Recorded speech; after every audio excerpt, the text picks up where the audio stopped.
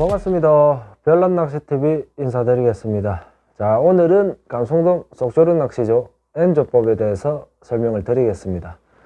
자, 낚시를 가려고 현재 준비를 다 마치고 또 시간이 남아서 영상을 켰습니다.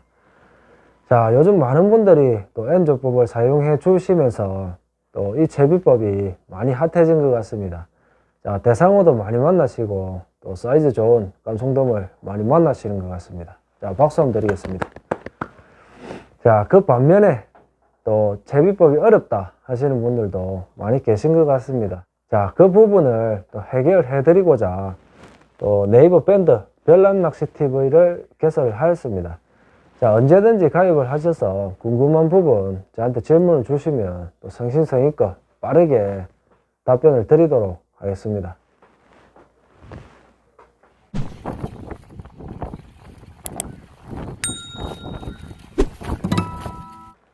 자, 우리가 병해돔 낚시를 하다 보면 건물, 속물 따로 가는 경우 짝몰이 간다고 하죠. 자, 이런 경우 미끼하고 밑밥을 동조시키기가 상당히 까다롭습니다. 자, 감성돔도 마찬가지입니다. 자, 겉조류는 좌측, 속조류는 우측으로 가는 경우를 상당히 많이 경험을 하고 있습니다. 자, 이렇게 되면 감성돔 낚시도 밑밥하고 미끼가 동조가 되어야 입질이 잘 들어오곤 하는데, 만약에 겉조류를 믿고 제가 낚시를 하다 보면 또 밑밥 동조가 벗어나는 경우를 우리도 모르게 많이 그렇게 낚시를 하고 계실 겁니다. 자, 그런 경우 N조법을 하시게 되면 순간 변하는 속조류에 대응을 해서 밑밥 동조를 얼마든지 시키면서 또 감성돔 입질을 받아낼 수가 있습니다. 자, N조법 채비 구성을 말씀드리겠습니다. 자, 현재 채비를 이렇게 다 마친 상태입니다. 자, 어신지는 모리부스 B지를 선택을 하였고, 그 밑에 멀티 쿠션은 조류 세기에 감안을 해서 또 마이너스 2B에서 5B를 현재 주로 사용을 하고 있습니다. 자, 그 밑에 원형 멈춤 고무를 하나 넣어 주시고, 또 도래 12호에서 11호를 주로 사용을 합니다. 자, 낚싯대 길이가 5m 30이면 목줄 길이를 3m 정도, 또 50대 기준에서는 3m를 기준을 잡고 있습니다. 감성돔 전용 바늘 3호에서 4호, 또 페인트 바늘입니다. 자, 감성돔이 입질을 했다가 뱉는 경우에 채비를 해수했을 때 또 바늘을 이렇게 유심히 관찰을 해 보시면 감성돔 이빨 자국이 나 있는 경우가 있습니다. 항상 또 페인트 바늘을 사용해 주시면 좋습니다.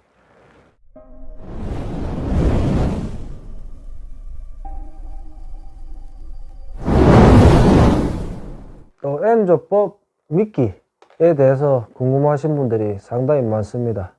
자, 크릴을 사용해도 되냐, 또 옥수수를 사용해도 되냐, 또 질문을 많이 주시는데, 저도 개인적으로 또 크릴, 옥수수를 많이 사용을 했습니다. 자, 하지만 이것보다 빠른 게 없습니다. 자, 경단입니다. 또 집어력이 있기 때문에 또 빠른 입질을 또 유도할 수 있는 것 같습니다. 자, N조법 매력에 대해서 한번 알아보도록 하겠습니다. 자, 전유동, 반유동을 또 접목시켜서 또 바닥층을 철저히 공략을 할 수 있게 또 만들어진 채비입니다. 자, 감성돔 낚시에서 제일 중요한 부분이 무엇이라고 생각을 하십니까? 자, 바로 밑밥 동조죠. 밑밥 동조가 되지 않으면 감성돔 입질을 받기가 상당히 어려워집니다. 이 채비는 속조류를 이용해서 낚시를 하는 방법이기 때문에 속조류를 믿고 채비를 흘리시다 보면 밑밥하고 자연스럽게 동조가 되고 시원한 어신을 보실 수가 있습니다.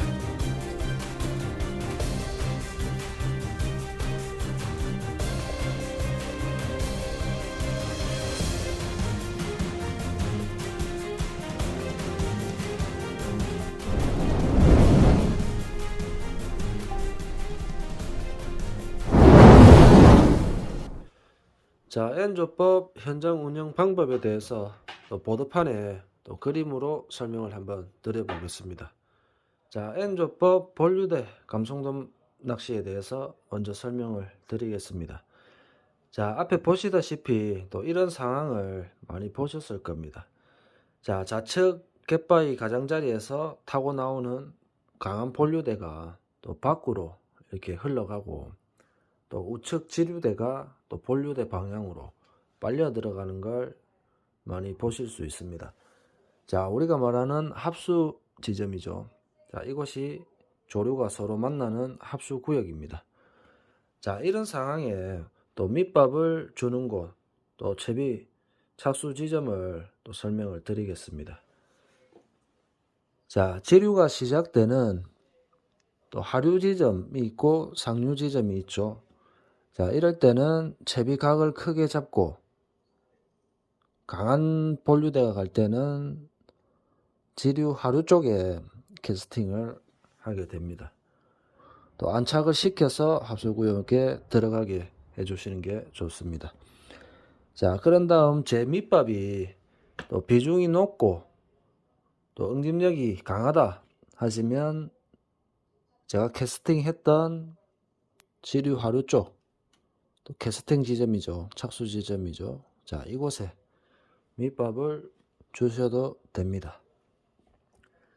자, 그리고 또 베이스 밑밥을 조금씩 나누어서 가장자리 이런 곳에 또 잡어를 모은다 생각을 하시고 조금씩 뿌려주시면, 또 잡어층을 뚫고 내려가는 또 밑밥들이 또 지류를 타고 또 본류대로 빨려 들어가는 또 밑밥들이 생기게 됩니다.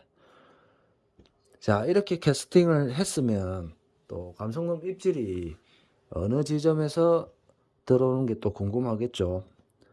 보통 채비를 안착을 바닥에 진입을 시켜서 또 들어가는 경우는 합수구역에서 입질이 들어오는 경우들이 많이 있습니다. 자, 그리고 본류를 타고 또 흘러나가는 밑밥도 있겠죠. 또 타고 나가는 밑밥이 이렇게 본류를 타고 또 흘러가기 때문에, 또 합수구역부터 또 본류대, 또 이 구간이 또 우리가 말하는 입질 구역이 되겠죠. 자, 그런데 본류대 한 70m 지점에 또 수중녀가 이렇게 크게 한 개 자리를 잡고 있다 하시면, 또 조류의 세기에 따라 조금 다르겠지만 또 아마 밑밥이 이 수중녀 부근에 또 밑밥이 이렇게 쌓일 수가 있습니다. 자, 이렇게 되면 강한 본류대 낚시를 하실 때는 감성돔들이 수중녀 앞쪽에서 입질을 하기보다 수중녀 뒤쪽 이런 부근에서 입질을 하는 경우가 많습니다. 자, 채비가 흘러가다가 수중녀에 받쳤을 때 내 채비를 제동을 살짝 걸어주게 되면 채비가 수중녀를 돌아서 이렇게 뒤쪽으로 타고 돌아가게 되는 게 됩니다. 자, 그렇게 되면 수중녀 뒷부분 이런 부분에서 입질이 들어올 때가 많습니다. 자, 우리가 강할 때는 지류에다가 밑밥을 주고 캐스팅을 했습니다. 자, 그런데 조류 세기가 서서히 죽어가게 되면 이 지류가 또 힘이 많이 약해지겠죠. 자, 이럴 때는 또 반대로 캐스팅을 이쪽으로 하게 됩니다. 본류를 넘겨서 캐스팅을 하게 됩니다. 자, 밑밥도 마찬가지로 본류 하류 쪽 이쪽에다가 밑밥하고 캐스팅을 투척을 하게 됩니다. 자, 이런 상황에는 채비가 어떤 식으로 진행이 되냐면, 밑밥도 채비가 착수가 되고 서서히 하강을 하면서 또 이런 식으로 본류대로 빨려 들어가게 됩니다. 빨려 들어가서 또 조류를 타고 또 본류대로 흘러가겠죠. 자, 조류가 서서히 죽어가는 시점이면 또 조류가 강할 때는 수중료 뒷부분 이런 부분에서 채비를 제동을 걸면서 돌리면서 입질을 받았는데, 조류가 서서히 죽는 시점이 되면 수중료 앞쪽 이런 부분에 밑밥이 또 많이 쌓입니다. 쌓이기 때문에 N조법을 하시면 또 원줄이 느슨하게 처지는 경우가 생기게 됩니다. 수중료에 채비가 받치게 되면. 자, 이런 경우에 베일을 닫고 또 수중료 범위를 벗어나지 말고 살짝 튀겨주듯이 견제를 주시게 되면 또 이곳에서 입질이 잘 들어오곤 합니다. 자, 본류대 낚시는 조류 세기에 따라 또 우측 지류나 조류가 죽는 시점이 되면 반대 방향 본류대를 넘겨서 캐스팅을, 각을 크게 잡고 캐스팅을 하고 밑밥도 같은 방향에 주게 되면 서서히 이런 식으로 빨려 들어가서 또 본류 낚시를 하실 수가 있습니다. 자, 두 가지 방법이죠. 자, 두 번째 N조법, 또 다가오는 조류. 자, 이런 곳은 낚시하기가 상당히 까다롭죠. 자, 하지만 이런 곳에서 많은 마리수의 감성돔을 만날 때가 많습니다. 자, 이런 곳은 항상 수중 턱이나 또 수중 갯바위 뿌리가 이렇게 뻗어 나와 있는 경우를 아마 많이 보셨을 겁니다. 자, 이곳에 미끌림이 많이 생기기 때문에 아마 이곳을 피하시는 분들이 많은데, 하지만 이곳이 감성돔 입질 지점이 됩니다. 자, 이런 곳은 자중이 높은 어신지를 사용을 해서 또 먼 곳에 이렇게 캐스팅을 해줍니다. 자, 그리고 밑밥도 또 먼 곳, 채비 착수 지점 뒤쪽이나 같은 곳에 이렇게 넣어 주시는 게 좋습니다. 자, 채비가 착수가 되고 또 이곳까지 진입을 하기 전에 또 하부 채비가 또 바닥에 먼저 닿여서 또 바닥을 끌면서 또 이곳에 진입을 하게 해 주시는 게 좋습니다. 자, 그리고 좌측 이곳도 감성돔이 입질을 해줄 때가 많습니다. 자, 조류가 받쳐 들어오는 곳에서는 항상 앞쪽에 반탄류나 아님 조류가 갯바위에 받쳐서 또 이렇게 꺾이는 경우를 아마 많이 보셨을 겁니다. 자, 이런 경우 밑밥하고 채비도 받쳐서 들어오면서 좌측으로 이렇게 꺾이는 경우가 많죠.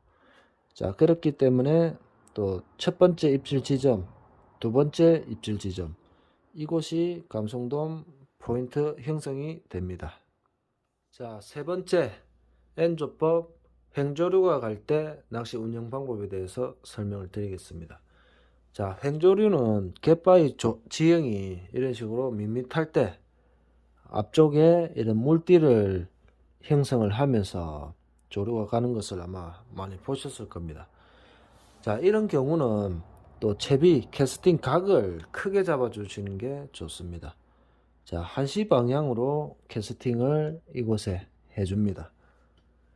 자, 그리고 밑밥, 이곳에 밑밥을 넣어줍니다.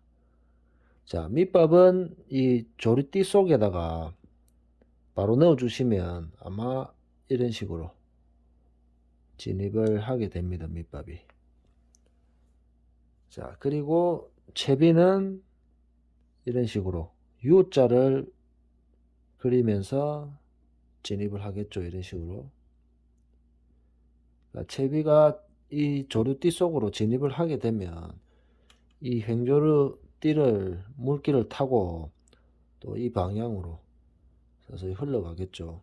자, 이럴 때는 베일을 열고 제동을 살짝 걸면서 또 자연스럽게 채비가 진입을 할 수 있게 이렇게 원줄을 조금씩 주시는 게 좋습니다.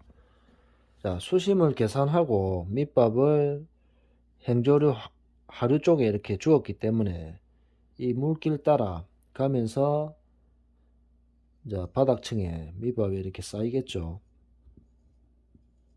쌓이게 되면 만약에 이곳에 수중녀가 한 개 받쳐 있다 할 시에는 아마 밑밥이 이곳에 다 쌓일 겁니다.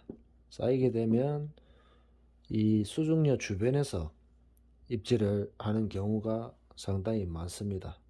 자, 본류대처럼 마찬가지로 또 조류가 강할 시에는 또 수중료 뒤쪽에서 입질이 오는 경우가 많고, 또 밋밋한 조류가 형성이 될 때는 수중료 앞쪽에 이런 곳에 밑밥이 쌓이기 때문에 이런 곳에서 입질이 잘 들어옵니다. 자, 하지만 수중료가 없다 할 시에는 밑밥 띠가 이런 식으로 형성이 되기 때문에 아마 채비가 이렇게 밑밥 띠 위를 훑으면서 지나가게 되면 구간에서 입질이 들어오는 경우를 많이 경험을 하고 있습니다.